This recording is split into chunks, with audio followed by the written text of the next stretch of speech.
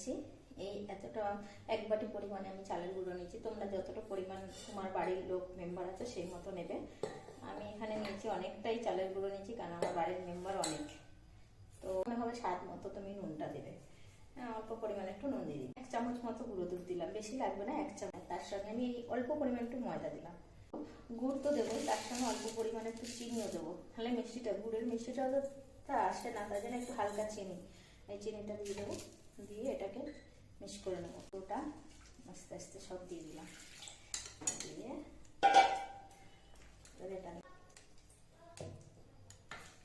জল লাগবে, তাই জলটা দিয়ে এবার পুরো মেখে নিচ্ছি। ঠিক আছে, হয়ে গেছে। তো এটা চামচের মতো ডোবাবে আর এইভাবে তুলবে। তোলার পরে দেখবে এটা পুরো এইভাবে নেমে যাচ্ছে, একদম পাতলা একটা লেয়ার পড়েছে, একদম পাতলা। তাহলে এটা মানে আমার ব্যাটারটা হয়ে গেছে সঠিক। তো এইভাবেই তোমরা মানে পাটিসাপটার ব্যাটারটা তৈরি করে নেবে। পুরটা আমি বানিয়ে ফেলেছি, পুরটার জন্য তো এবার পুর বানানো হয়ে গেছে। এবার আমি কি করব, এই যে পাটিসাপটার ব্যাটারটা বানিয়েছিলাম, এবার এই ব্যাটারটা কি করব, আমি এখানে দিয়ে দেবো। ঠিক এরকম বানাতে হবে, এই দিয়ে দিলাম। এবার যখন এটা হয়ে যাবে এর মধ্যে আমি পুর দিয়ে দেবো।